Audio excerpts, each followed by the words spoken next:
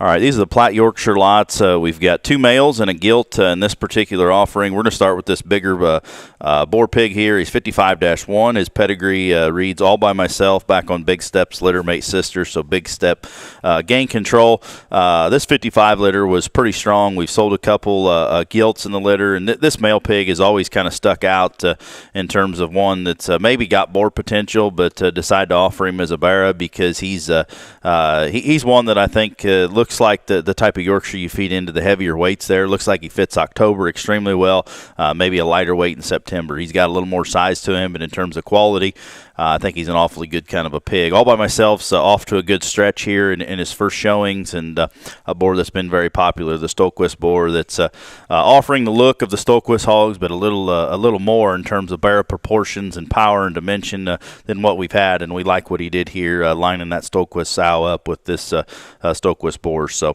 55-1, lot 6 is a hog that's tall-fronted. He's level. He's correct. I think great about his pastern set. He's got a huge hind leg. He's got a square correct hind leg, and one that's going to be big enough in his type and kinds to push and shove him, take him to those heavier weights because he's got a little more length to side, but he's not a tall, flat, skinny one by any means. He's got substance. He's got bone.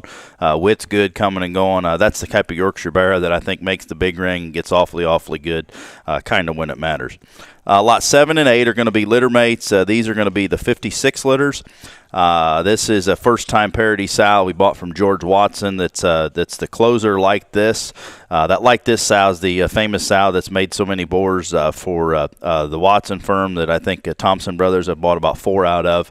And I think a foundation, kind of a female. We found this gilt on the feeding floor and decided to bring her back here, and darn sure glad we did because I think she's going to be one that's going to stay around a good while. Also sired by All By Myself, the Stolquist boar I just talked about. 56-3, the male pig we're going to talk about first.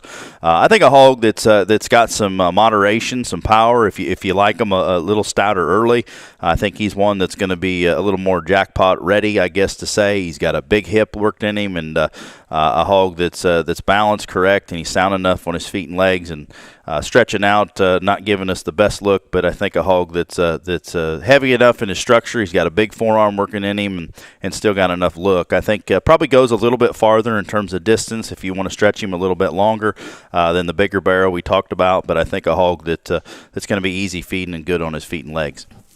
The next one is going to be the littermate gilt, the only Yorkshire gilt that we're offering.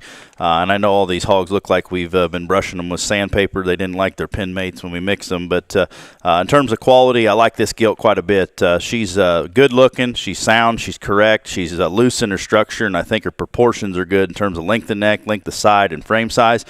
I think a gilt that's mobile enough on her feet and legs and has the right amount of power to be able to show. Breeding market, I think she fits both settings because she's dimensional enough for the market ring, but I think good looking and balanced for the big ring. If you want to take her on to October, November as a big breeding gilt, I think she'll work for that because she's loose, she's flexible, she's balanced, and gives you a great kind of a look. All By Myself hogs are going to maintain some look and still have some power. So excited about these 3 Yorkshires in this pen.